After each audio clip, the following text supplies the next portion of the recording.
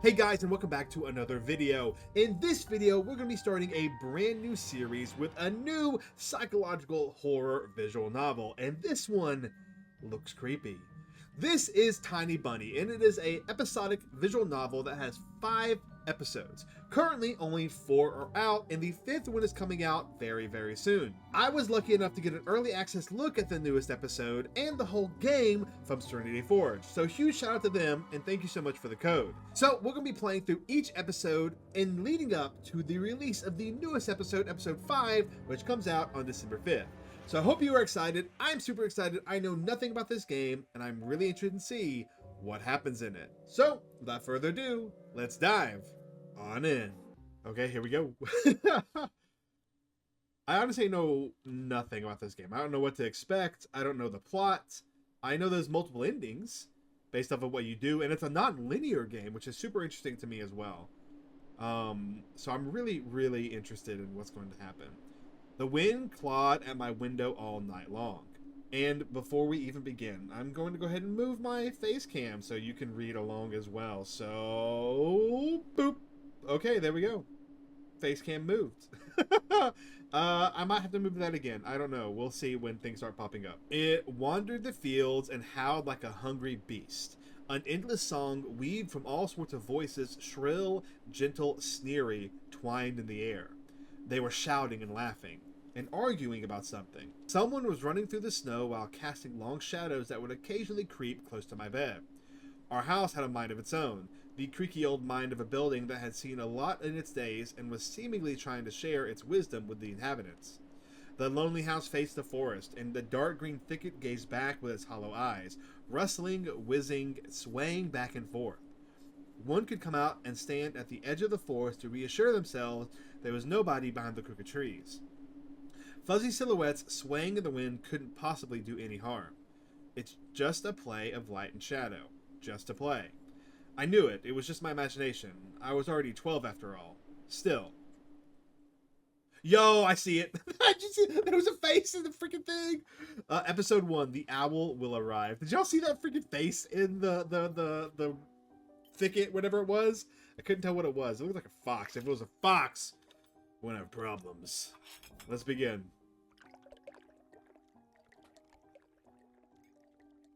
Oh, art is книгу немедленно.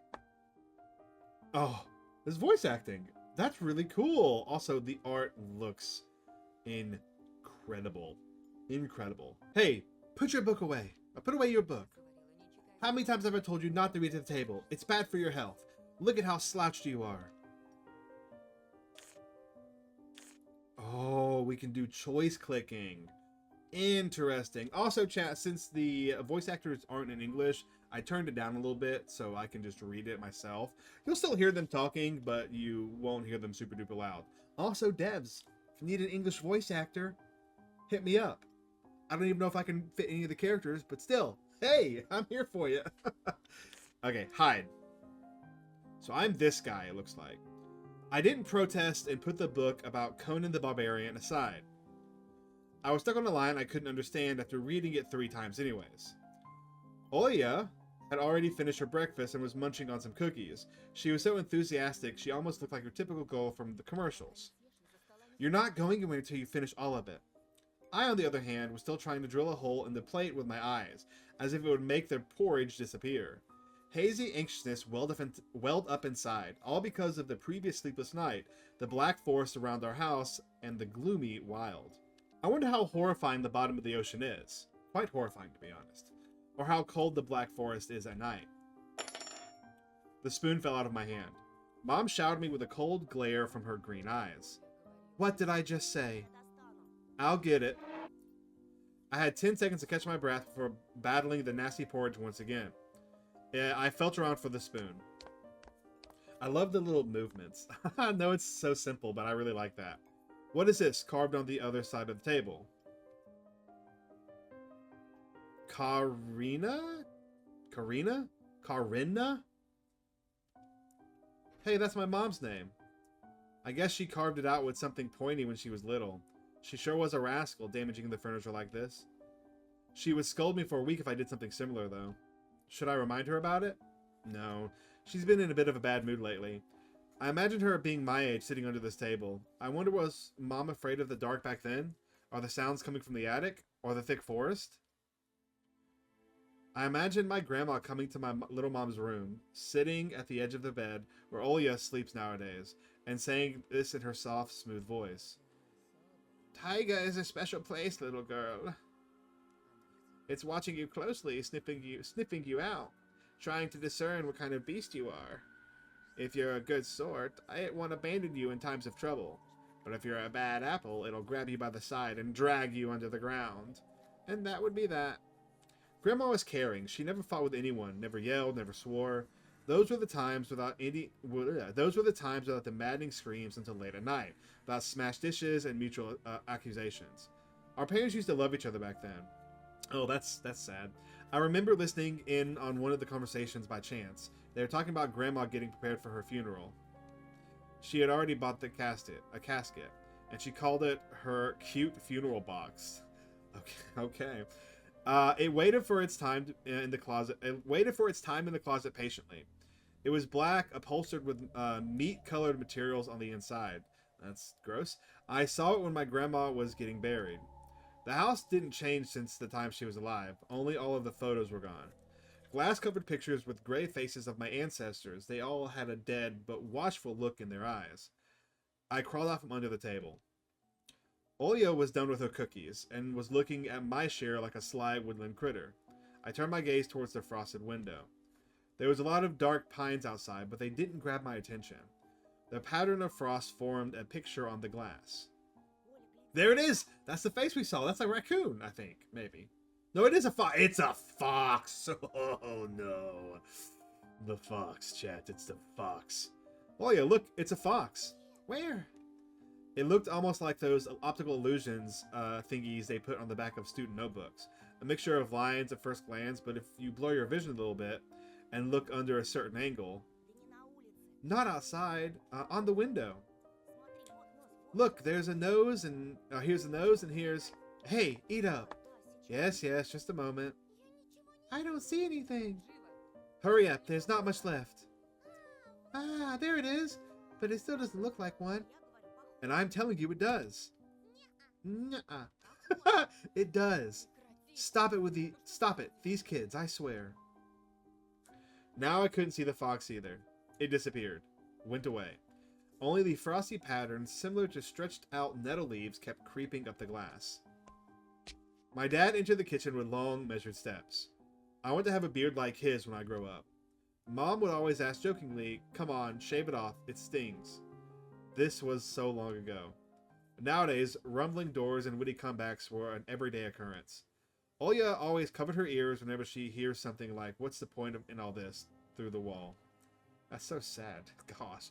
It's for all your sakes, Dad would reply, for the sakes of our family. I always caught every sound in fear of hearing the most dreaded, the deadliest word that started with a D. D-I-V-O. I don't even want to finish it. It was so scary to imagine that me and my little sister could be torn apart and taken into two different families. Anyways, your fox is nothing. I have an owl on my window. You and your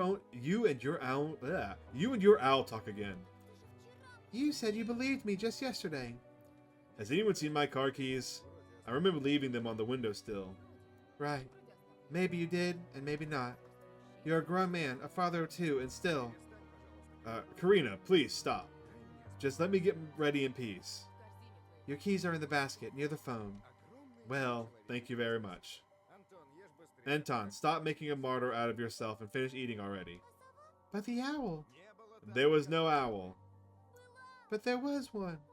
It had a giant glowing eyes.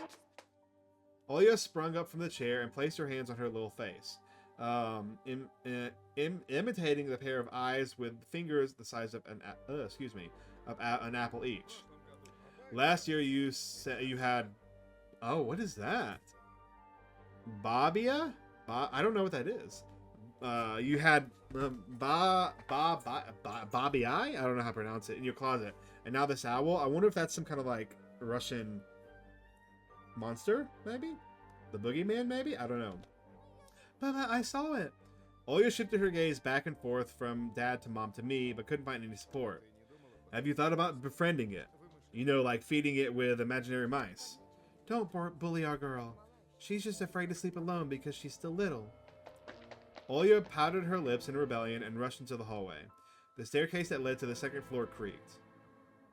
Mom gave Dad a strict look. Oh, that look in her eyes. It's so uncomfortable to be pinned under it. Dad just snorted in reply and left, ringing with keys he just found. A minute had passed and the theme song from The Little Mermaid echoed through the house. It was stored in an incredibly worn out cassette tape, which Dad had already had to glue together once. It's so easy to fix objects by gluing them back together, for example. But how do you fix a relationship? Mom moved to the living room and I was left alone, anxiously stealing glances at the window. That's super sad. I hate that. Aw. I hate that. Hopefully that gets fixed. I hope their relationship does.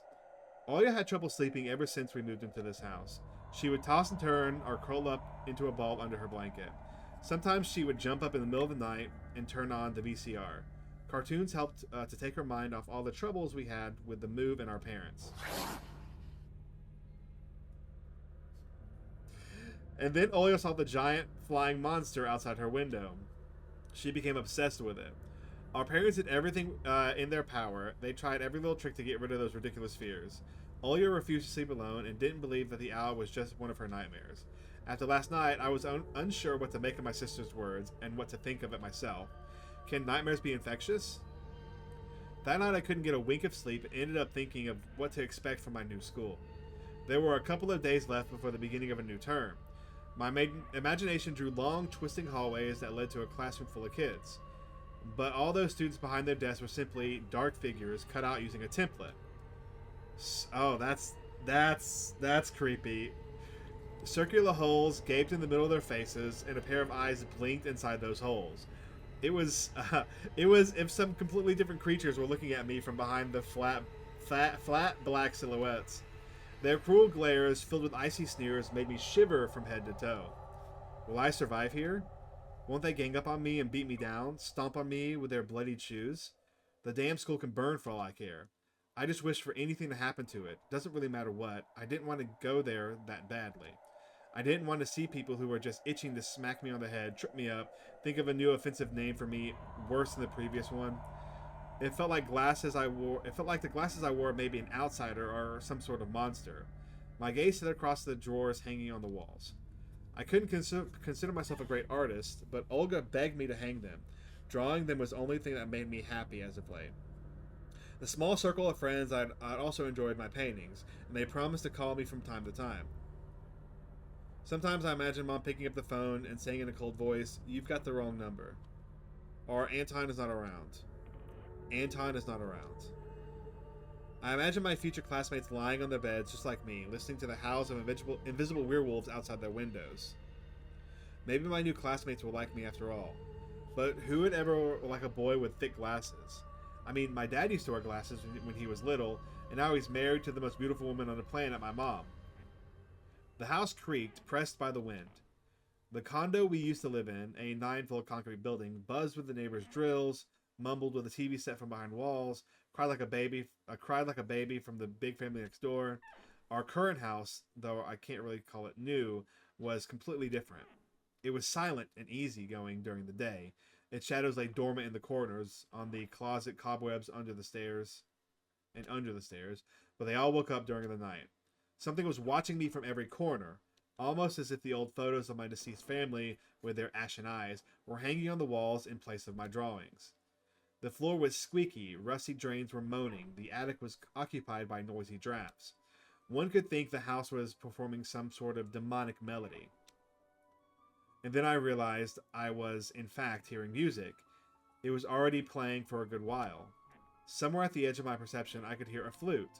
It was mixed in with the sound of the wind, of the creaking old house, and my thoughts too. I stood up and rushed to the window. I wanted to reassure myself that this music was nothing more than a product of my imagination.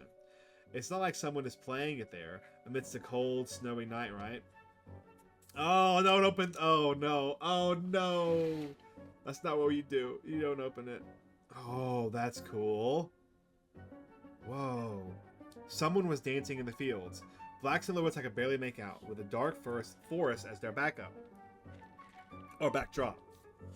They jumped around, basked in the moonlight, bumped into piles of snow, rolled around, and crawled on all fours. Stories about wolves playing under the moon came to mind, but these were clearly not wolves. They stood upright at times, circled around holding hands and whipping up snow, disappearing into the shadows for a brief moment and then coming back. Something bizarre was going on. Shadows dancing in the starless abyss made my imagination go wild, making me anxious at the same time. Suddenly, the music had stopped. Look, he's really worried, thinking these are monsters. These are just cosplayers. Or VTubers in real life. One or the other. You decide. The dancing shadows froze in place. I could swear pierced me with their eyes. One of the silhouettes immediately parted from the bizarre shadow carnival and sprinted across the field with giant leaps. Oh no! It glided on the squeaky snow without leaving any prints until it was devoured by the pitch black snow of my house, which became even darker and thicker. My heart was jumping around like the bird inside a cage. I shut the curtains with a swift motion and stepped back towards the bed. They saw me.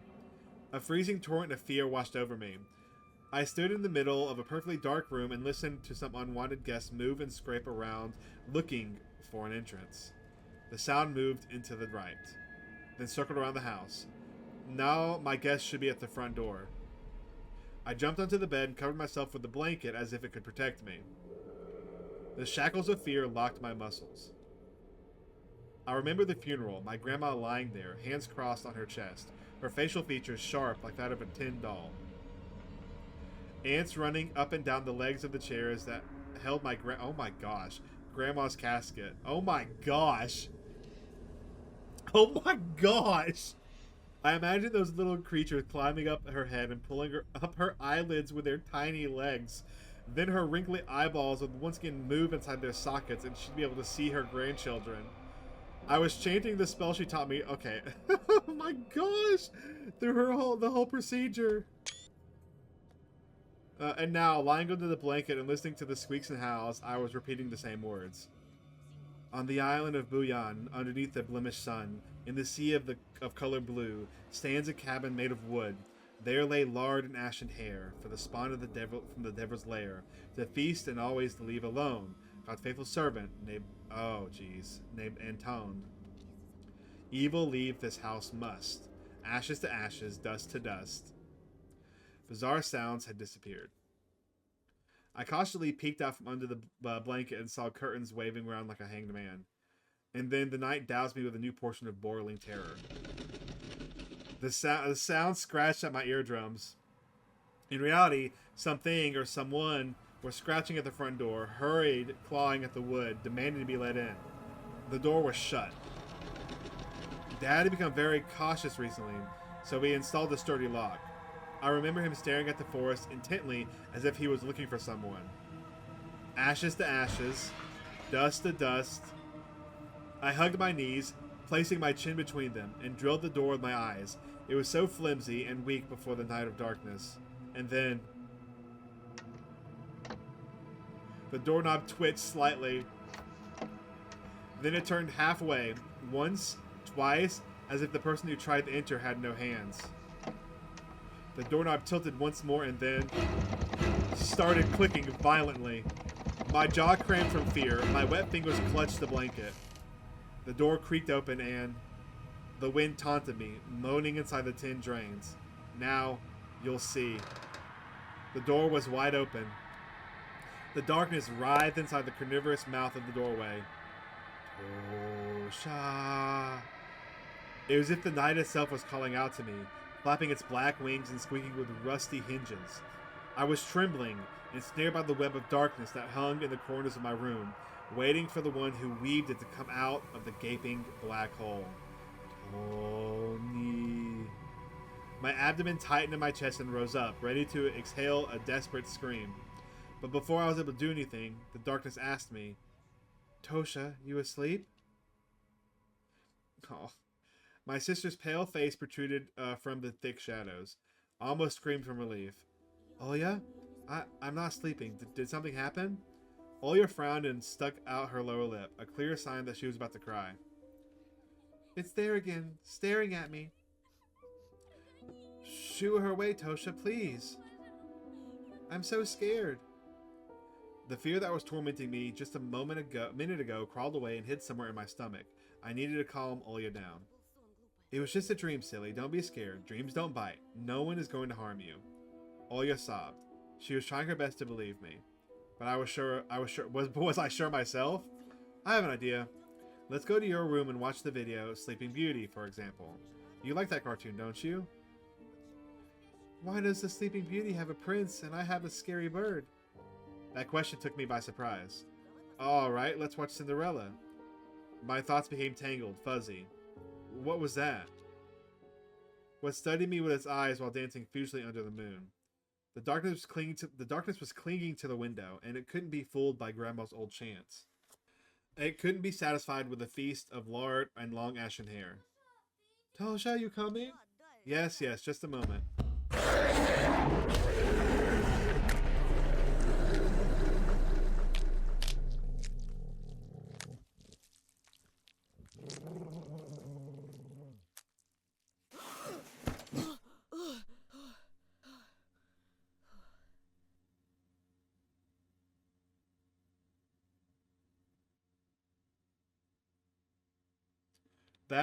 That's why I didn't want to laugh at Olya and her owl in the morning. Who could be visiting us here in the middle of nowhere? We don't know anyone around here. Okay, that was intense. So persistent. I felt extremely unsettled just from a silly thought that our morning guests could have come from the woods. I could barely hear voices coming from the front door. My mind was urging me to hide. In the closet, under the table, behind the curtains where Olya always hides. Tasha, come here. What? Why is his name Tasha now and not Anton?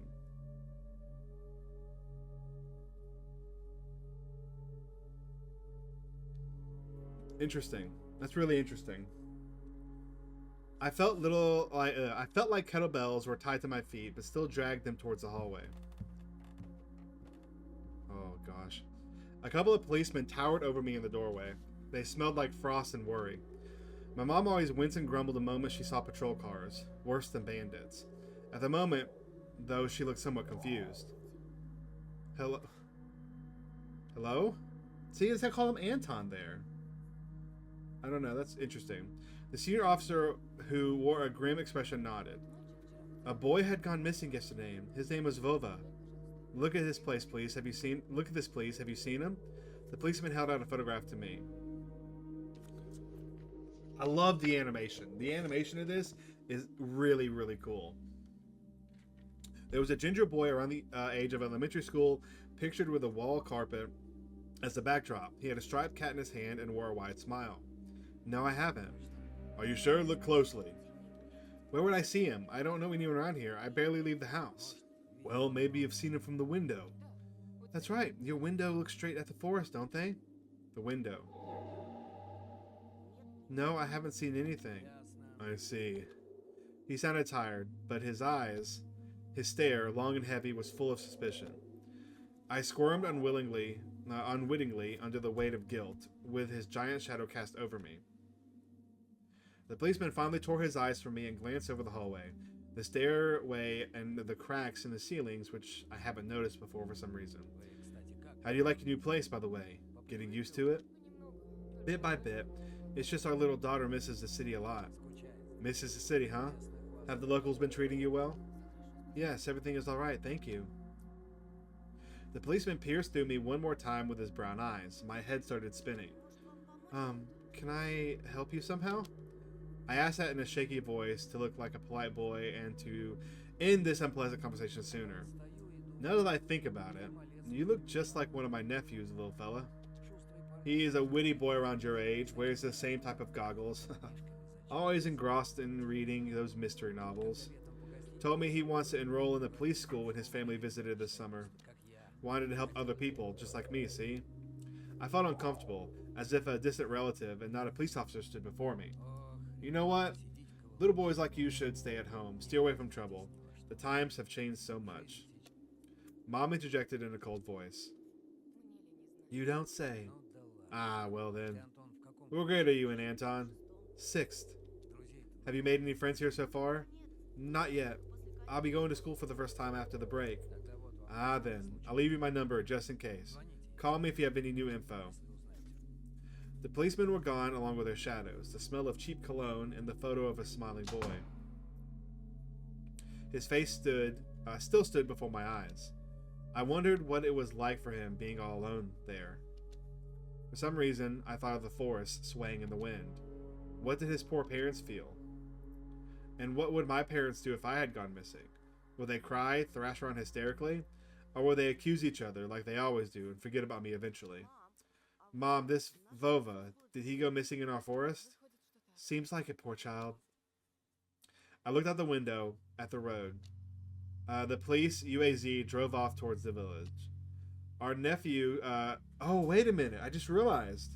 There's a glossary.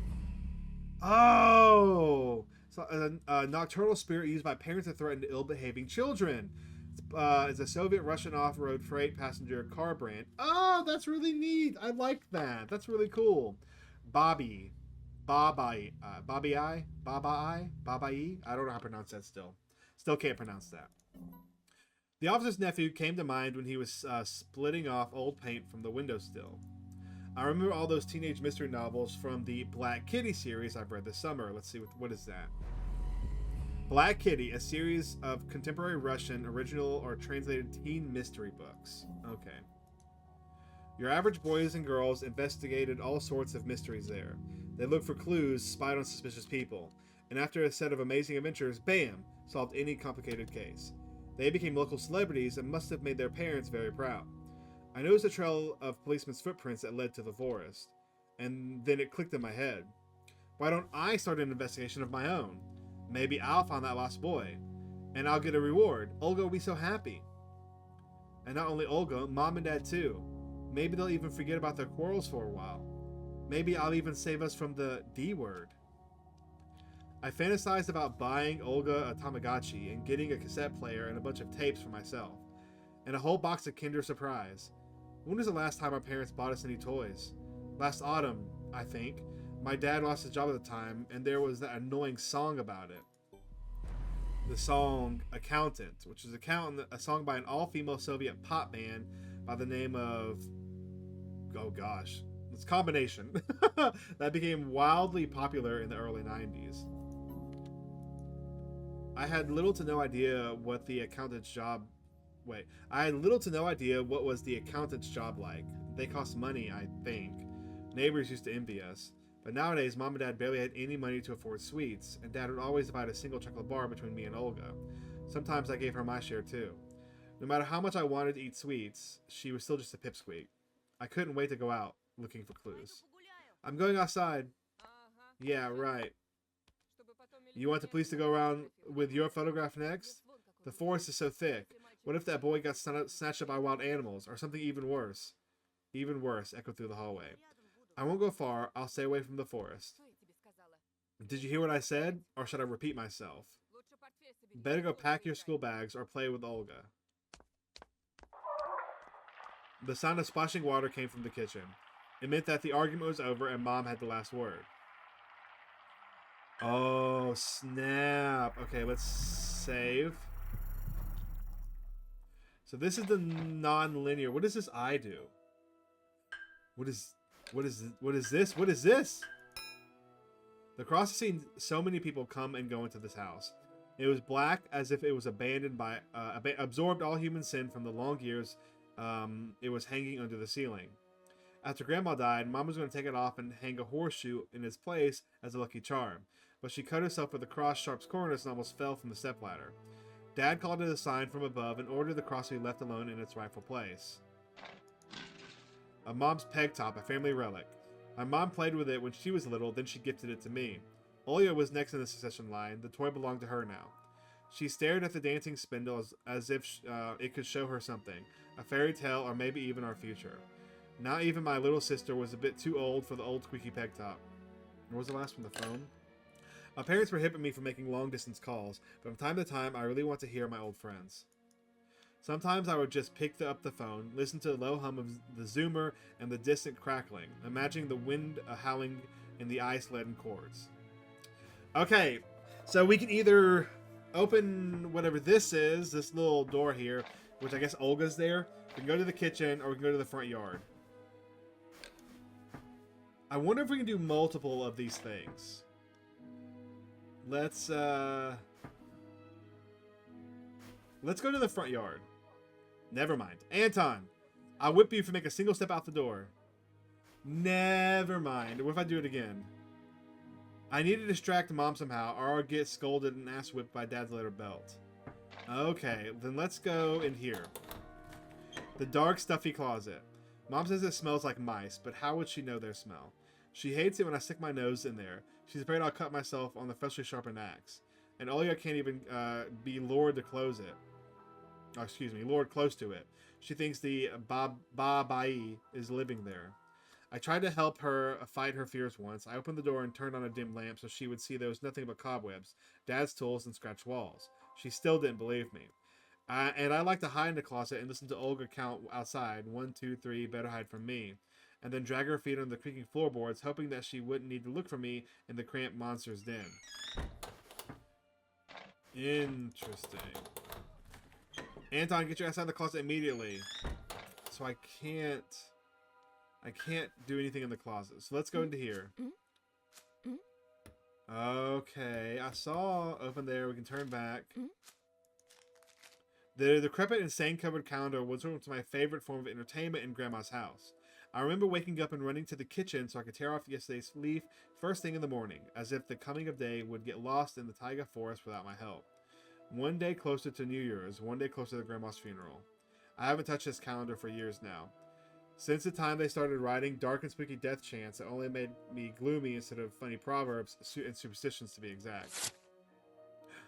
I grabbed the dusty calendar leaflet with caution and tore it off effortlessly. Sadly, the spooky description from my childhood was still there.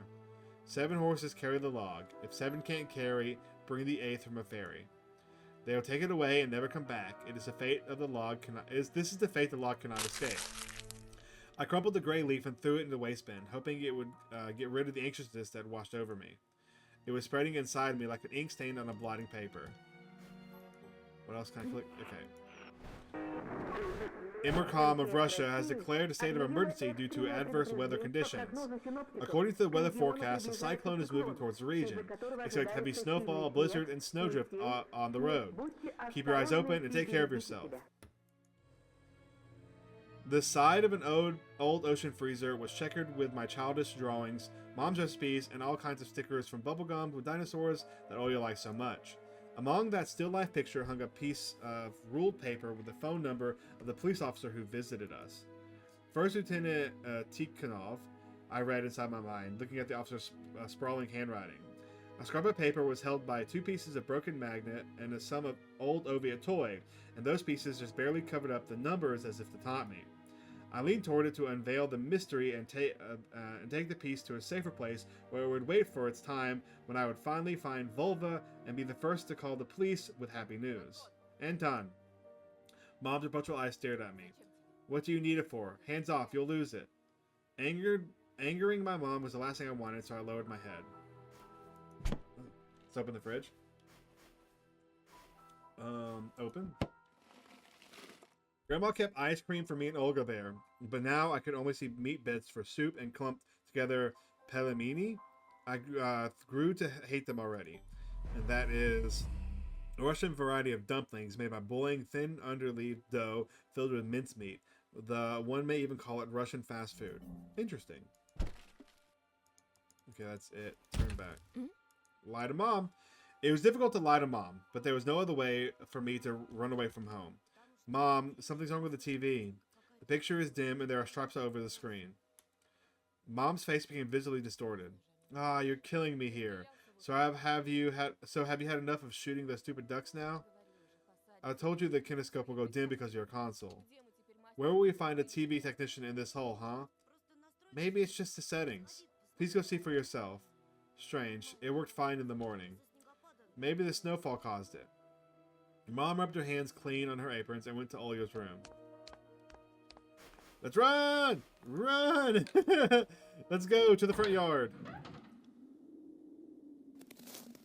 I opened the front gate and went to the field, carefully so Mom wouldn't see me from the window. When I crossed half the distance towards the forest, the snow piles became as high as my knees. I remember my nightly fears. I saw those silhouettes around here. They were jumping around holding hands. That hypnotizing music started playing in my head all on its own. In the light of the day, those distant figures felt like a simple dream. The sun turned my nightmares to ash, but afterwards, the aftertaste was still there. Distant ringing in my ears, distorted shadows cawing on the snow alongside me. And barely audible whispers in my head, blurry and almost kind. Everything was silent. Oh, this kid's stupid, man. This is such a stupid thing to do. So silent I felt the world was totally empty. No ground, no sky, no parents, no Olga. The time reached its limit. A one-way trip that ended at the forest's piney stockade. Sometimes silence was much scarier than any scream. Our parents would scream at each other while arguing. Both me and Olga turned to stone, listening to them. But then always came the ringing silence. Our apartment became numb a couple days before we departed.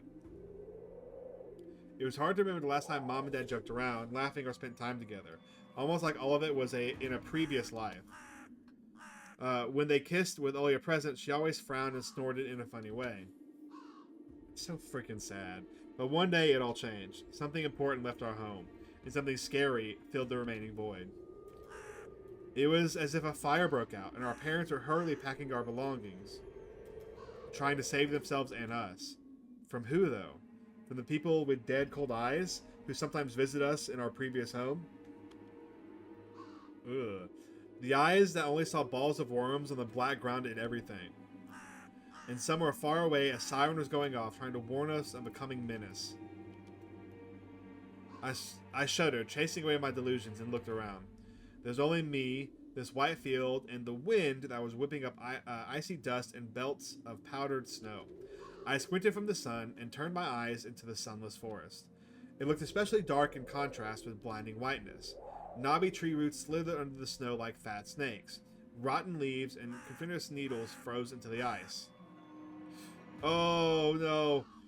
Dry, prickly branches intertwined, bringing up comfortable thoughts about fences. Were they protecting the forest, or were they keeping something from breaking out? Some object was hanging from one of the pointy branches. I tried to get closer, drowning in snow, and when I almost got to the edge of the forest, I saw a knitted mitten. It looked like a wounded bird among the hungering semi-dark. Should I take it to the police? Their senior officer looked gloomy, but he was still reminded me of Captain Casanova from a favorite TV series show called The Streets of Broken Lights. He was also always anxious, with a tired look in his eyes, but he's still brave and strong. Will this mitten help me find the lost boy? Vova! I heard a distant shout. It looked like it came from the river. Vova! As if the trees were calling out to someone. Vova! Resonated closer to me. Someone was standing there behind the trees, hiding. Vova! I knew someone was looking for the lost boy, but still, something was unsettling about that figure. Its stillness, how it was bent unnaturally towards the ground, and its blackness. There's no one there, just branches and roots. It's all just my imagination. A nearby bird flapped its wings loudly. A shadow split from the trees and disappeared from my sight. I looked away just for a moment, but when I turned my gaze back to the same place, it was gone. So it was my imagination after all. Silence regained for a painfully long time. Snap. Oh, snap. Oh, snap. My muscles were tightly sprung. My heart was beating somewhere in my throat. Any noise, any little movement, any small whisper from the thicket, and I'd sprint. But nothing of the sort happened. I looked at the mitten once more. Okay. Save. Look, we're probably gonna be saving left and right here. This has gotta be a turning point for something important happening. I'm gonna try to take it. We're gonna see what happens. I decided to take the lonely mitten from the branch. Vova!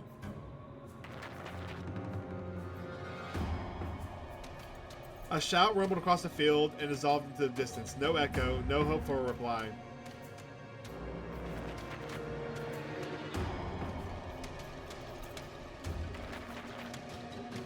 I stepped towards the bristly trees and tried to claim my find. It didn't budge. I pulled harder. The branch cracked and the mitten tore off, landing in my hand with a squishy sound. All too heavy, wet. I squeezed. Oh no! I squeezed it without thinking, and something dark spilled from it, forming a tiny string between the mitten and the snow. Steam rose from the snow pile. It's got to be blood. Oh no! Oh no! Oh no! I froze in place, studying my palms in disgust. Red. The sound of cracking branches invaded the silence. Kid, get out of there, man. I didn't have to think twice before running away.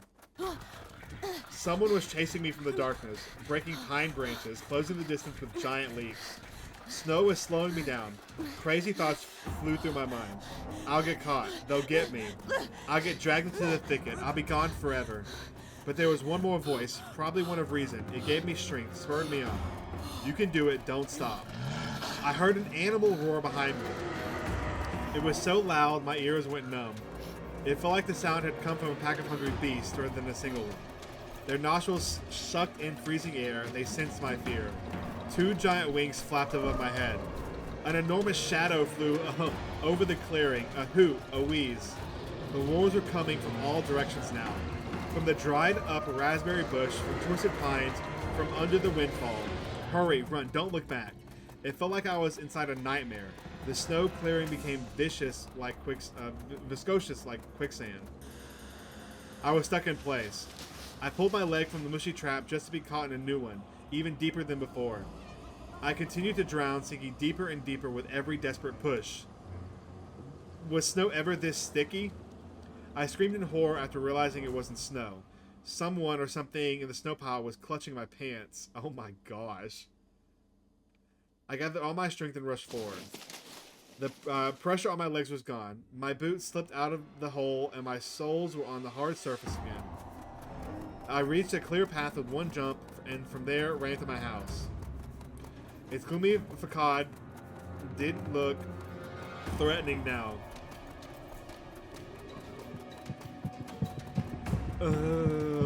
That house was my line of defense from the shadows that flapped their wings and the creatures that were hiding under the snow. I tripped over the doorstep and smashed into the door. In all my hurry, I still managed to notice the claw marks. As if a dog was striking the wood with his paws, demanding to be let in so we could escape the cold. I hadn't noticed these marks when I was leaving. The heartbeat in my ear was much louder than my surroundings. I couldn't hear whether someone was following me or not. What if they were already in our front yard and Mom had locked the door? Drowning in fear, I pulled the knob and it obediently gave way. Oh, man. I rolled into the hallway and shut the door behind me. A porch planks creaked as my pursuers ascended the stairs. My finger slipped off the lock and I couldn't click it into place. I gritted my teeth and pulled hard on the iron knob, whipping it between the boards. I stared blankly at the door. Someone was standing on the other side of the pitiful, flimsy barrier that was probably less useful than blankets. Wheezing breath reached into the house and crashed at me in waves. It smelled of pine and sweat. Mom peeked out of the kitchen and chastised me with the same frigid voice she always used when talking to Dad. What exactly didn't you understand when I told you never to slam the door? I didn't mean to. I snuck a glance at the door. The smell was gone, and the breath was too. If there was someone in the first place, of course.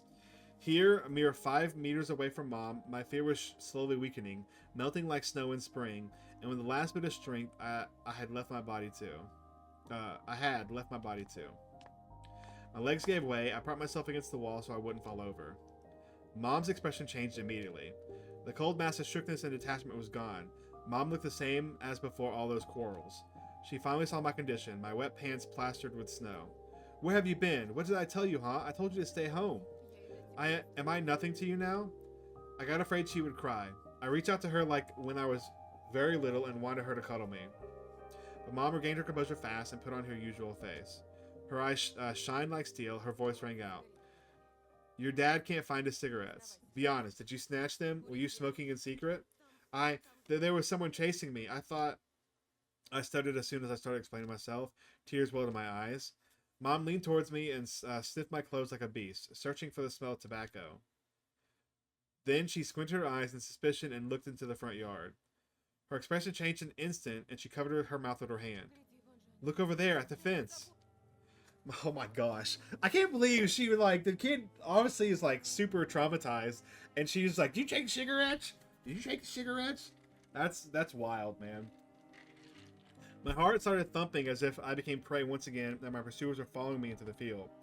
I could swear that I've heard something scratching at the door, just like my nightmare. Mom beckoned me with her finger, and I gathered all my remaining bravery to look into the kitchen window facing my fear.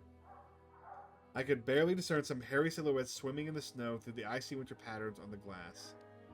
Dogs. Just a small pack of strays, with no name or owner, barely reminding of the hungry monsters that live on the edge of the forest. Oh boy, were you scared of them? I think they'd rather be scared of you, Anton. They were chasing me like a bunny. And what if they were rabid? Her smile had slowly disappeared from Mom's face. Now she looked at the dogs as if it was her first time seeing them. What if they attack Olya? Mom, I wish your dad could just shoot them all. Mom, look, they're alive. Huh? What? Are they your friends or foe after all? Make up your mind. You're not a little kid anymore. Mom sighed in annoyance, and I felt so bitter that I bit my lower lip and fixed my gaze on the cobweb-ridden corner just to keep myself from crying. Welp, some detective I am.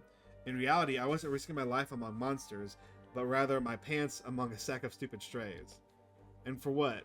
What use do I have for this? Mitten. Of course. A dark and sticky mitten that belonged to the lost boy made squishing sounds in my hand. Seems like I was clutching it the whole time. It's my trump card as a detective. I hurried to present this clue to my mom. Mom, look, this is Volva's mitten. That boy the police are asking about this morning.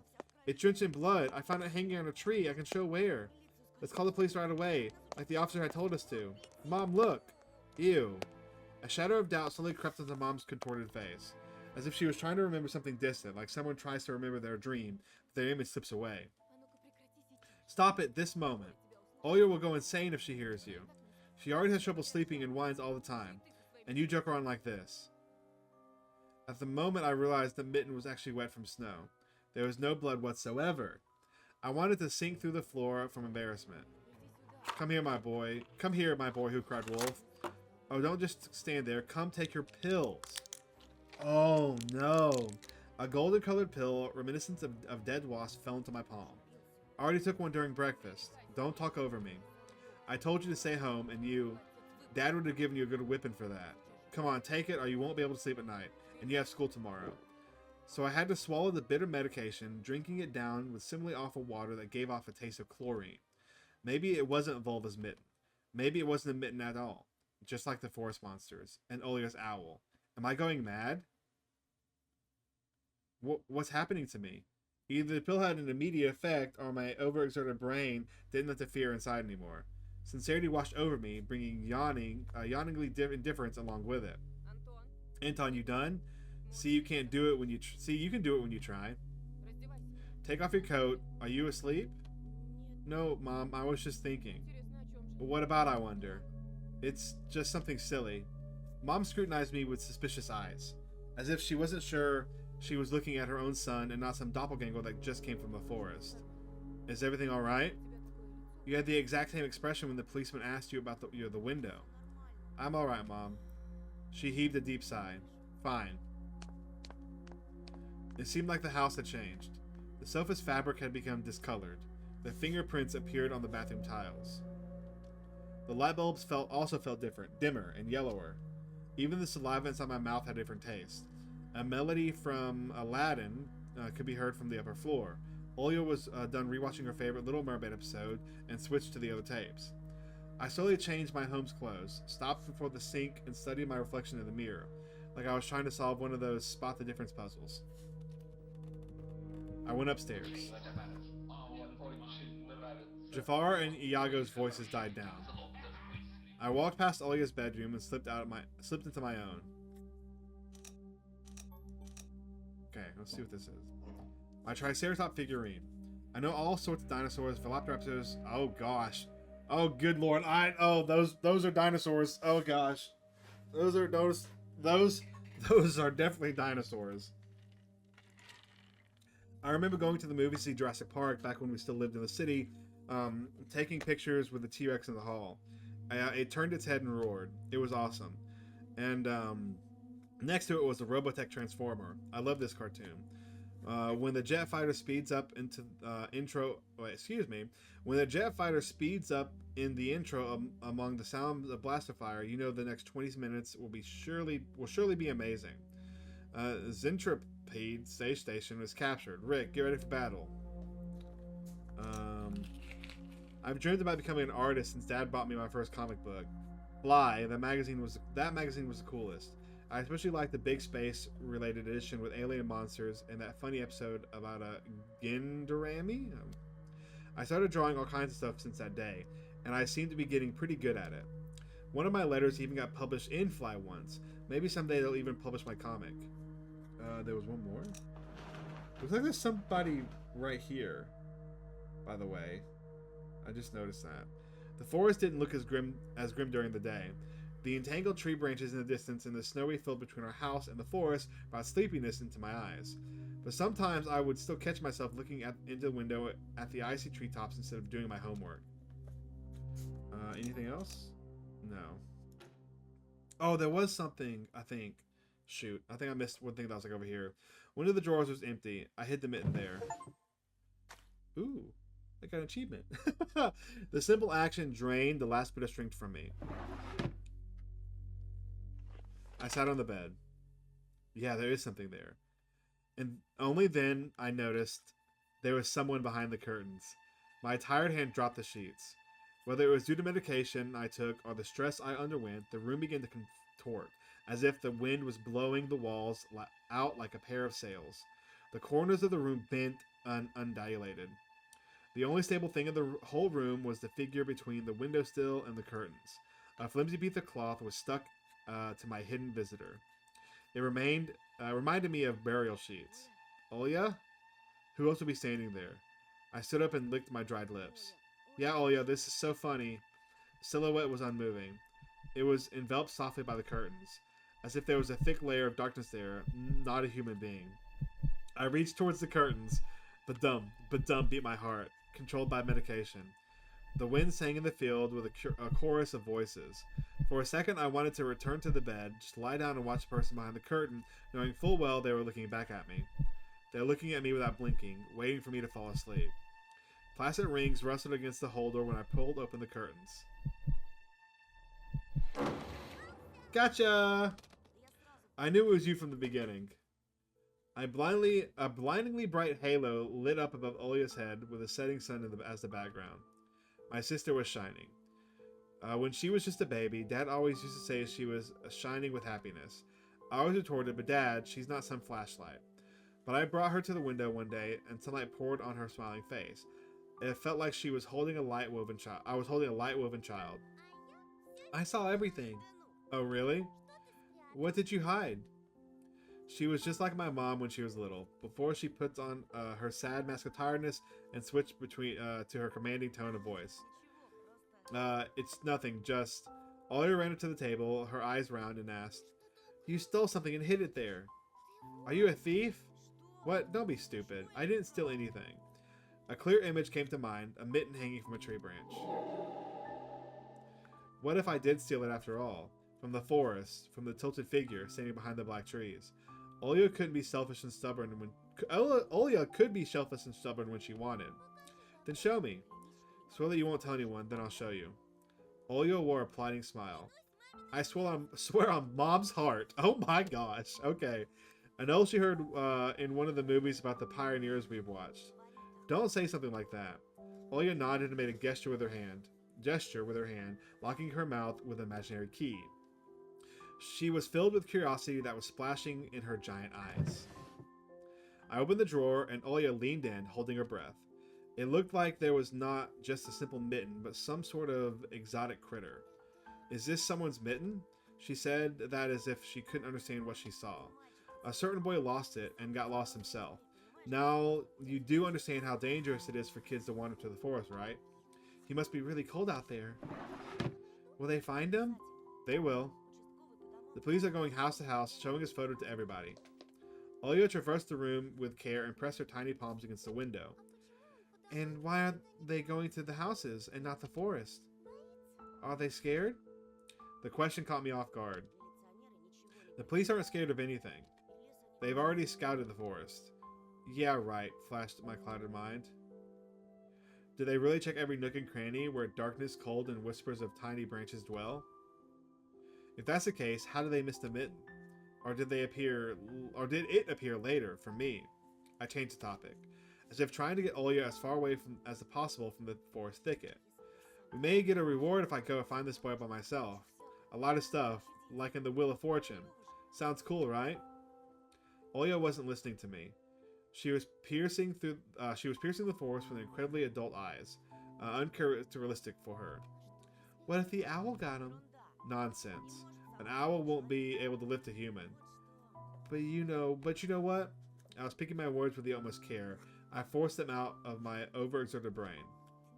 Stay away from the forest. I think it's... How should I put it? It's cursed or something. Just like in a fairy tale? No, more like in that spooky tape our parents hide from us. Olya shivered and stole a glance at the window. I saw you running away. Someone was chasing you? No, it's just, I was hurrying back home so Mom wouldn't be worried. As I looked at my sister, my heart was tearing apart. She was so fragile, it was so easy to stifle her light. A gust of wind and her small fire would be gone. You're lucky. Mom won't even let me go outside. I'm like a princess in the tower, can't go anywhere. I'll die from boredom here. You're wrong. No one has ever died from boredom. And you have me and your cartoons, and Mom and Dad will be good to each other soon. You know what I would wish for my next birthday? I'd wish for Mom and Dad to turn into children so we could go play together like we used to. So sad. Oh my gosh. Yeah, and if you make them as small as bugs, we could place them into a little box. Olya giggled and tugged at my sleeve. Tasha, let's go watch Aladdin. Fatigue won over my desire to be my little sister. I was washed over by some sort of heinous apathy. I'm too tired. I don't want to. Come on. It's so boring alone, and Mom is always busy. We can pick a cartoon you haven't seen before. I know all of our tapes by heart at this point. Not all of them. You haven't watched Peter Pan. Remember how you fell asleep in the middle of it? And so much happened after that. Let's go, let's go. Maybe a bit later. Should I tell you how it ends? Let's leave that for tomorrow. I won't tell you tomorrow. I know, let's play hide and seek. Oh no. No, Olya. Draw me a dino? Then draw me a dino. Olya, please. Draw it, draw it. Leave me alone already. I blurted it out without thinking, and then I was immediately taken aback. I never screamed at my little sister like that. Olya stared at me in shock. Her lips started to tremble, a precursor to tears. My chest was seething with disgust and embarrassment. What's happening to me? I hurried to prevent Olya from crying. All right, you win. Let's go watch cartoons for a bit. I don't wanna. I came up to her, put my hand on her soft head. Let's go. Let's go watch Peter Pan. Boo, you'll fall asleep again. I smiled and lifted her chin. Her eyes were wet and felt bottomless. I promise I won't. I'll draw you a full Triceratops later. Hooray! Triceratops! Well, close enough. Close enough. Olya rubbed her eyes with the sleeve of her pajamas, and a shining smile returned to her face. I'll go ask Mom for condensed milk and bread, and you rewind the tape. The bread is fresh, just how you like it. The bread is fresh, just how you like it. Alright, just be careful not to spill the milk, or you'll be yelled at again. Wanna bet I won't spill it? The tape is somewhere in the nightstand. Look for it. Olya disappeared into the doorway, and I dragged my feet into the neighboring room. I can click things. Oh, that's funny. That's funny. A piggy bank. Olya is saving money for a real puppy because Dad said that taking care of him will take a lot of money. Olya's countless toys. An old teddy bear is the main attraction here. Olya doesn't sleep without it. And she digs her nose into its fur when she sleeps. The scary window where Olya sees a cursed owl every night, lurking in the dark. Oya keeps curtains open during the day, but as soon as the twilight comes, she shuts them tight, so she won't see a pair of hungry eyes outside. Let's turn it on. The old photon TV was gathering dust in the corner. All that was left was clicking the button in the front panel. Something. I liked his reflection there. Like, it's that small attention to detail that I really like. The tube warmed up and the familiar white noise started dancing on the black screen. I almost reached out to turn on the VCR when the noise calmed down and a blurry image appeared for a moment. Oh no. It was a dark taiga forest, just like the one outside my window. The picture split the screen in half. Something creepy resembled human speech was coming out of the speaker. Just a few moments later, the scenery again was overshadowed by noise. Did I catch some rogue signal? A local TV station only really showed Soviet cartoons, and that was pretty rare. And only just recently I used to always watch Robotech before school. It was so awesome. Maybe I should tinker with the antenna. What if I catch this channel again? On the other hand, Oya had asked me to find the tape. It wouldn't be nice to disappoint her. But in my sleepy state, I didn't have the strength to do all of it.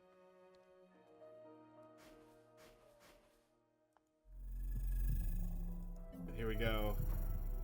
Another choice. I kind of want to set the TV. Let's do the TV.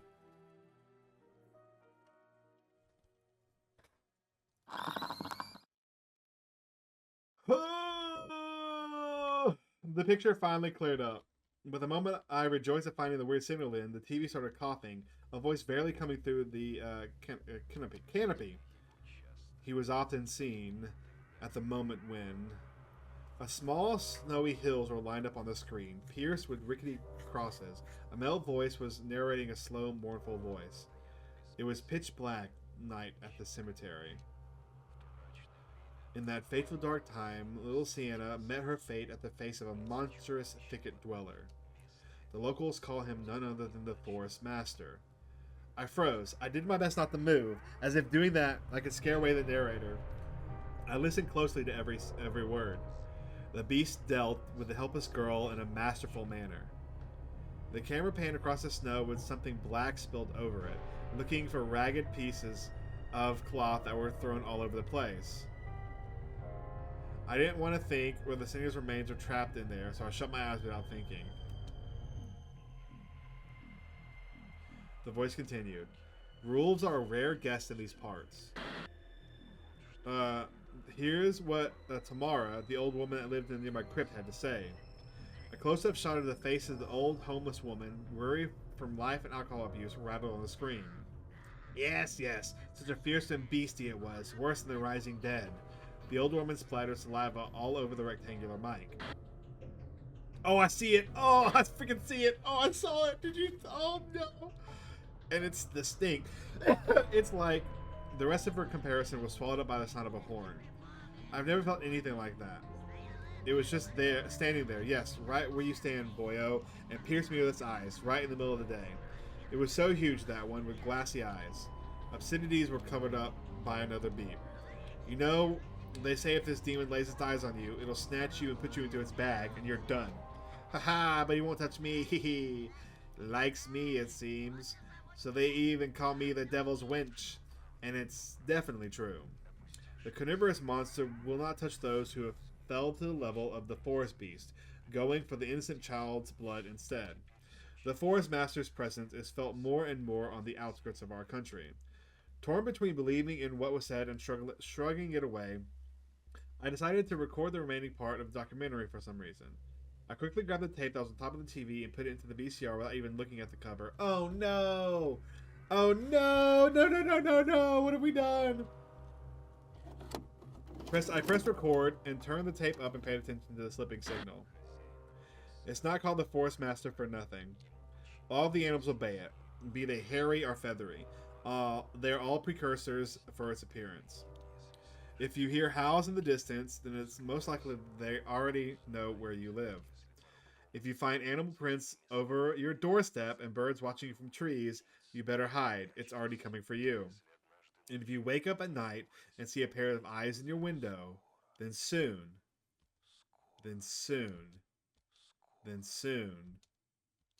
Then soon. Then soon.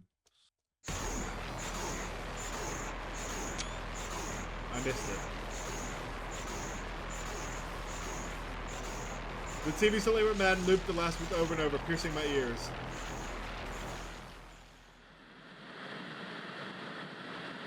Well, he's dead, chat. I got goosebumps all over my spine. Oh, she's gonna end up watching this tape. Oh no! The tape ended and was rewinding to the beginning. The sounds of rustling tape reminded me of leaves in the wind and the low howl of the beasts. I woke from my stupor and pressed the button. The VCR ejected the tape. For a moment, I thought it was stained with saliva. But that was just the light of the chandelier making black plastic glossy. Then I saw the cover. Oops, I recorded it over Peter Pan. That's what I get for hurrying. It was bad enough that I ruined Olga's cartoon, but I also put this creepy stuff over it. We can't let her see this. We'll drown in tears. I snuck a glance at the door.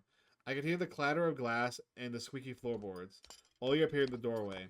You haven't started without me, have you? My sister brought the tray with unevenly cut bread and a whole can of condensed milk. No. I was looking for the tape. Do you really want to watch Peter Pan?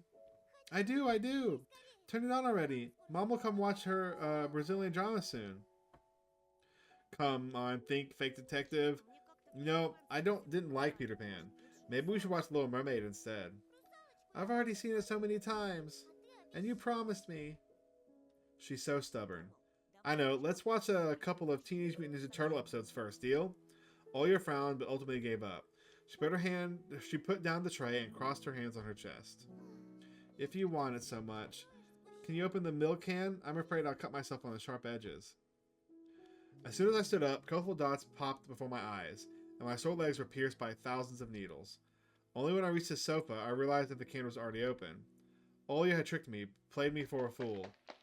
My stomach became heavy. Oh no. I wanted to rush towards the TV, but my little sister was faster. She picked up the remote and proclaimed in a victorious tone.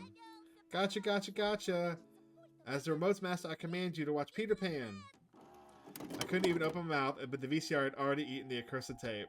She'll play it, and then black crosses on unmarked graves, empty crypts, bloody scrapes on the snow, and the insane devil's winch. I better tell the truth. Olga, stop. I erased your tape by accident. I'll trade it with you for 2 of mine. What do you mean? You couldn't erase it. Me and Dad have broken off all those plastic pins with a screwdriver. You can't record anything over my cartoons now. My little sister pressed the triangular play button on the remote. I bet it's gonna do it anyways. I bet eventually it's gonna do it anyways. I squeezed on the inside, awaiting the out-of-this-world voice of the narrator. But I saw the duel between Peter Pan and Captain Hook instead. I sighed in relief. My head, heavy as a leaden ball, now rested in my hands. Olga smiled in joy. She put the tape on rewind and started spreading milk over her bread. And when the cartoon started, she forgot about everything in the world. As if she really got transported into the Neverland, like she always wished. To be honest, I also imagined myself there, in a land where one never ages, where no one argues over little things, where no one listens to fights and the sounds of broken plates at night. But now Peter Pan's land was especially far away from me. My thoughts dragged on, stumbled upon the horned beast that awaited me along the trees, and the narrator's mournful voice haunted me, sliding over bushes and ravines, like a winged carnivore would track its prey. It felt like I was dreaming with my eyes still open. Then my sister's scream pulled me back to reality. Uh-oh. Uh-oh. Tosha, shut the curtains fast. Why? No one's watching you. It's dark, and when it's dark, the owl comes. I am scared. I got out of bed and fighting my drowsiness and closed the curtains.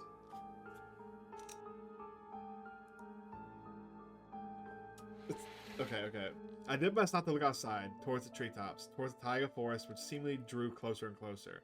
Of course, it was just a visual effect of some shadows and branches scraping the snow. Tasha, Mom thinks I've made the owl up. And Dad thinks too. Thinks I'm a liar since I'm small. But the owl exists.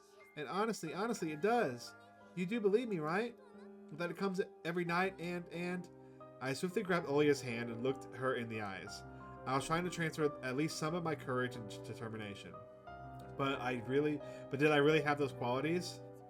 Yes, I believe you, alright? Just don't nag our parents about it anymore. They're already dealing with a lot, so they'll just get mad at you. Come and tell me if anything happens. And don't look out the window. But it wants me to look. Doesn't matter. Act like it doesn't exist and never existed, like it's made up, just like Mom and Dad says. And you get tired of waiting and fly away. Man, something's gonna happen to her. Something bad's gonna happen to her. Oh, man. We followed Peter Pan's adventures as if nothing had happened. As if the forest didn't kidnap kids. As if our parents weren't tearing each other apart bit by bit. Captain Hook was running away from a crocodile, and Captain Pan was headed to London on a gilded sailboat. By some miracle, I lasted longer than my little sister. Olga's eyelids had dropped. She started snoring lightly, resting her chin on the side of the bed. The chorus was singing the ending song. The world of Disney was lit up by a silvery moon. Oh, there it is. Okay. Another moon peeked from under the first one. Oh. Scary and wan hanging over the taiga forest. The horrific report got recorded right over the credits. My throat went dry. My pulse became faster. I looked towards Olga. She smacked her lips in her sleep. I squeezed the remote with all my might, ready to press stop at any moment. I rewound the recording to check if it was intact, and then carefully took off the tape. The protective pin was still in place. I stood up and left Olga's room. Okay, good, he took it.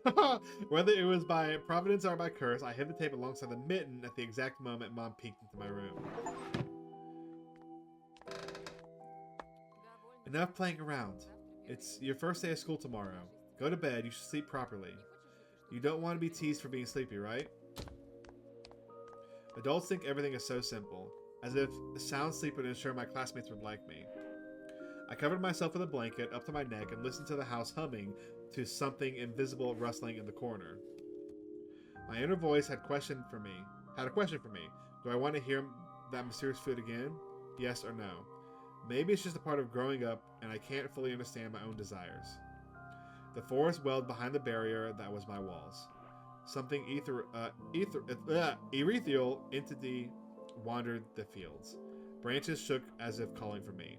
The wind howled on and on in the night. My thoughts were like annoying flies that entered my head before becoming weak and tangled. I didn't notice how I fell into slumber. It had come after all. The day I feared the most, the first day of a new school term. Okay, there we go. There it is. That's episode 1. Man, this game is kind of intense. Like, oh my gosh. That was an intense episode 1. I don't even know what's going on, but it's good. If you liked it, if you like this, you should 100% check this game out for yourself. But also, like and subscribe so you can see episode 2, 3, 4, and 5 eventually as they come out. And we can see together what the heck is happening to this poor kid. I like I said, I really enjoyed it. It's really engaging. It's really pulling me in. And I'm excited for the next one. But that's going to be it for this episode. Like I said, if you enjoyed it, like and subscribe, comment, do all those YouTube-y things. And I'll see you in the next one. Bye!